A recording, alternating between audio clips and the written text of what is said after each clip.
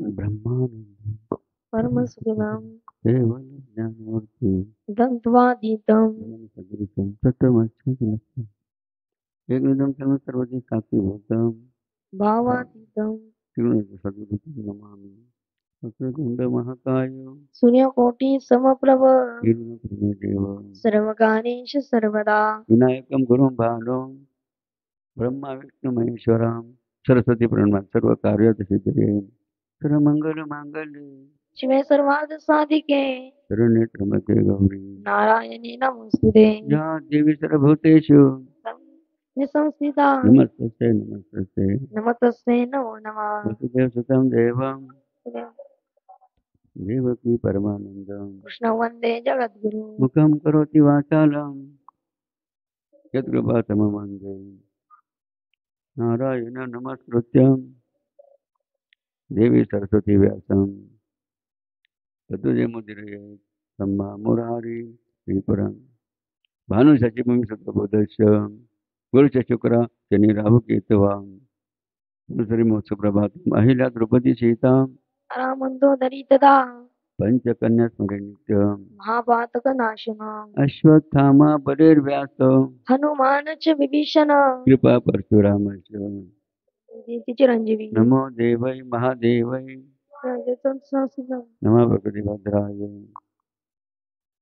मनोदेवं मार्ततुल्यवेगं जितेन्द्रियां बुद्धिमत्तां वरिष्ठं वातात्मजं वानरयोतमुख्यं श्रीरामदूतं शरणं प्रपद्ये महायोगपीठे पीठे भीमरथ्याम्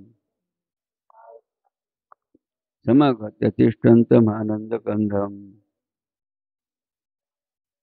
गुरुब्रह्मा गुरुविष्णु गुरुर्देवो महेश्वरा गुरुसाक्षात् परब्रह्म तस्मै श्री ओं गुरुवे नमः गुरुब्रह्मा गुरुविष्णु गुरुर्देवो जनेश्वरा गुरुसाक्षात् जनार्दन स्वामी तस्मै श्री ओं जनार्दनाय नमः तस्मै श्री ओं शांतिगिरे नमो नमः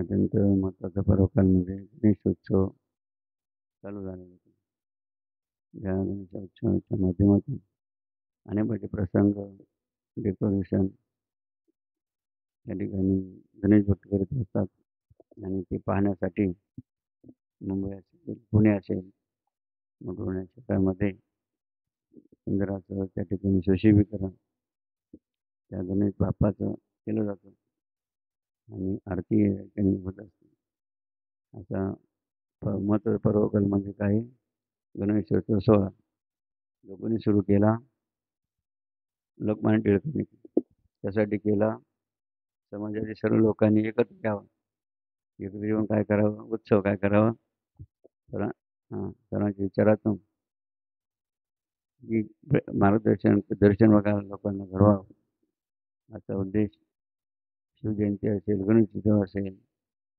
जे उपक्रम या ठिकाणी करण्यात आलेले सुरू करण्यात आले त्याच्या पाठीमागे अनेक प्रकारचे उद्देश तिथून दडलेले म्हणून आजच्या सकाळच्या ब्रह्ममुहूर्तावर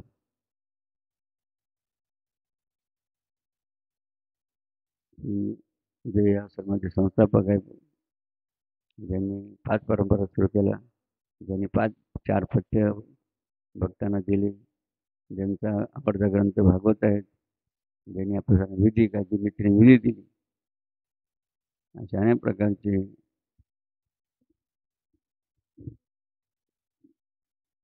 दर्शन आपल्याला ज्या परंपरा करतात असे निष्काम करून विश्वयोगी जगद्गुरू जनार्दन नरगे महाराज अर्थात बाबाजी यांची मूर्ती कुठे आहे मंदिरामध्ये आणि या मंदिराचं नाव काय आहे म्हणजे याचा अर्थ काय हां, जो भक्त पुरुष असो स्त्री असो मनामध्ये श्रद्धाभावपूर्वक संकल्प करतात, तर त्यांचा संकल्प सिद्धीच जातो असं ज्या मूर्तीचं, ज्या स्थानाचं महत्त्व आहे, अशा बाबांच्या प्रतिचरणी साष्टांग निरोध करूया. तसंच या क्षेत्रामध्ये जे देवता आहेत, जसं मुख्य देवता आहे या परिसराची पारज्योतिर्लिंग नावाची पूर्ण ज्योतिर्लिंग कृष्णेश्वर ही भारताची सर्व तीर्थक्षेत्राची यात्रा पूर्ण केली. आता शेवटी जर दर्शन घेतलं ती यात्रा सिद्धीसाठी फळ मिळत नाही. आता ज्या ज्योतिर्लिंगाचे म्हणजे भोलेनाथ भगवान कृष्णेश्वर यांच्याही चरणी वंदन करूया. तसंच कृष्णेश्वरात समान असलेलं म्हणजे जो अभिषेक कृष्णेश्वराला दर्शन केलं ज्याचं दर्शन केलं जे पुण्य मिळतं, ते पुण्य कशाने मिळतं?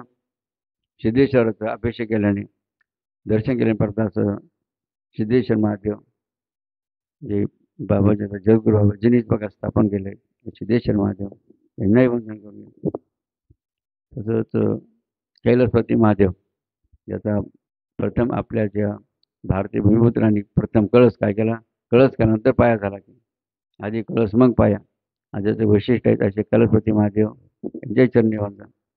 तसंच झोपलेले म्हणजे आराम हनुमंत कधी आराम करत नव्हते की, मात्र जे झोपलेल्या अवस्थेत असे भद्रमार्ग ज्यांचं नामक केलं जातं, अशा हनुमंत चरणी वंदन करूया. तसेच महेशमाळ ज्या ठिकाणी पूर्णतः अधिष्ठान आहे गिरिजामाते, अशा गिरिजामाते अधिष्ठान असलेल्या महेशमाळ स्थानाचं त्यांनाही वंदन करूया. तसंच लक्षविनायक जे काही 51 पीठ आहेत ते पण त्यापैकी असलेलं 17वं लक्षविनायक गणपती, लक्षविनायक गणपतीलाही वंदन करूया. तर येळगंगा माता या भूमीला वंदन, गोमातेला वंदन. आणि सकाळच्या ब्रह्मोत्सव सोबत असलेले आपले श्री स्वामी लक्ष्मीगिरी महाराज दादा असलेले हृदयानंद महाराज असलेले ब्रह्मचारी रामानंद महाराज, ऋषभानंद रवींद्रानंद महाराज, ब्रह्मानंद महाराज, ऋषाकरंद महाराज, गायवाली महाराज गेले, नीलकंठ महाराज गेले, नीलकंठ महाराज या वतनदार वेगवेगळे आजारी त्यांचा विचार करावा लागेल. असे सर्व साधक ब्रह्मचारी. तसंच या आश्रमात अनेक सेवेदारी भंडा घरांचा आहे, शेतावर आहे, विविध ठिकाणी ज्यांची नेमणूक करतात, ज्यांना सेवेची संधी मिळाली सर्व सेवकरी, तर सेवकरी माता भगिनी आणि आपले बालगोपाल म्हणजे गुरुकुलचे विद्यार्थी जे सर्व विद्यार्थी कोणा समान आहेत. जसे कृष्ण बलराम गुरुकुलमध्ये शिक्षण घेतलं, प्रभू रामचंद्राने गुरुकुलमध्ये शिक्षण घेतलं. कृष्ण बलराम अनिरुद्ध प्रद्युम्न सुदामा अशा भगवत स्वरूप असले सर्व बालगोपाल. म्हणून बाबाजींचा काय भाव विचार तर विद्यार्थ्याप्रती असायचा.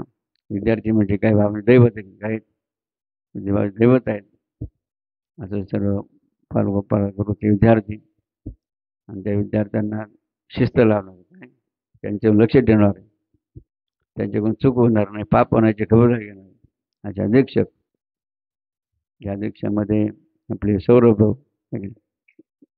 अजून कोणी जारवाल, तिसरं भगवान भराड.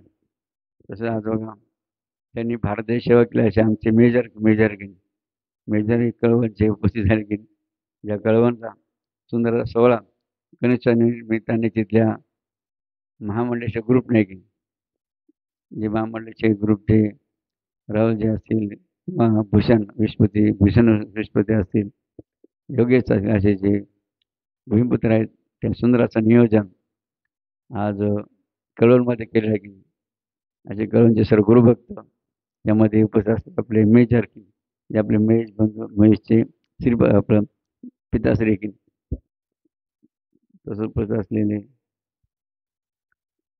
सर्वच बघा या ठिकाणी पुण्यवान भाग्यवान या सर्वांचं भर हात करून सर्व दोस्त मित्र बरं का साथी हो साथी म्हणजे सर्व बाबांना साथ देणार की साथी हो सभी साथी हो सभी का जरा जोर से ताली बजा के अभिनंदन करें.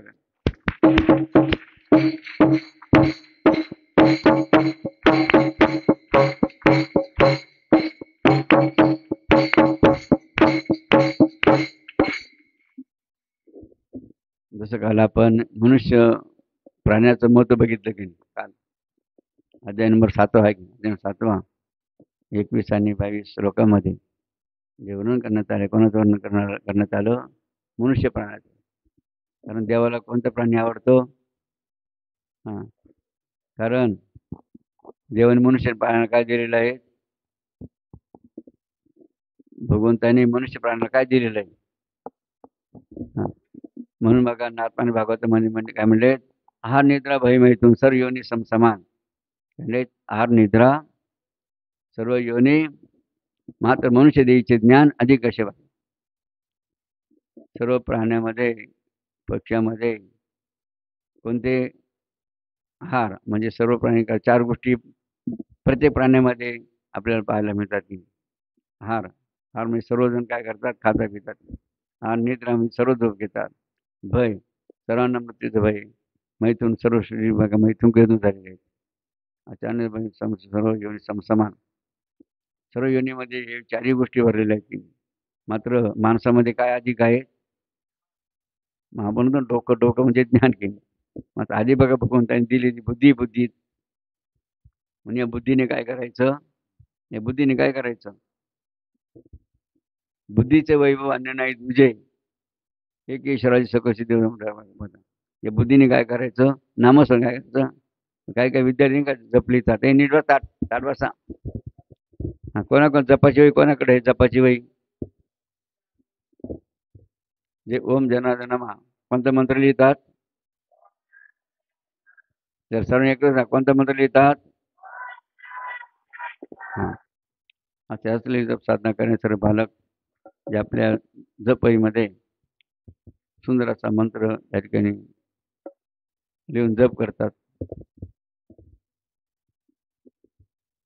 आणि खरं वैभव काय मग बुद्धीचं वैभव काय आहे?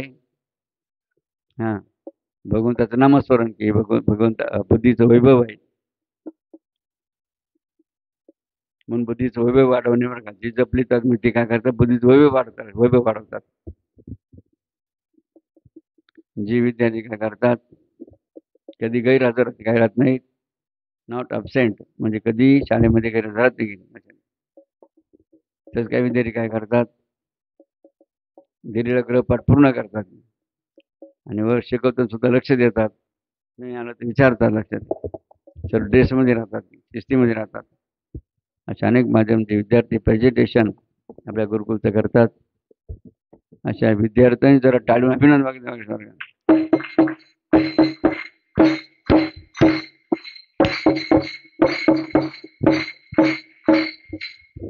त्याप्रमाणे अनेक कला प्रत्येक विद्यार्थ्यांमध्ये असतील. देवाने प्रत्येकाला कला दिली कला बघा. जसं आता टाळकरी की नाही यांना कोणती कला आहे ते टाळ वाजवण्याची.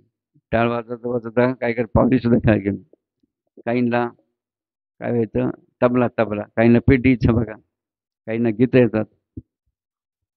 अशा माध्यमाला अनेकची कला वाहन विद्यार्थ्यांनी गोष्टी काहींना कोणती कला दिली आणखी काहींनी चित्रकला काही सुंदर चित्रकला काढतात. हा काही योग असतं काही विधी पाठ काही विधी पूर्ण पाठ. कोणकोणाची विधी पाठ आहे? विधी कोणकोणाची पाठ आहे?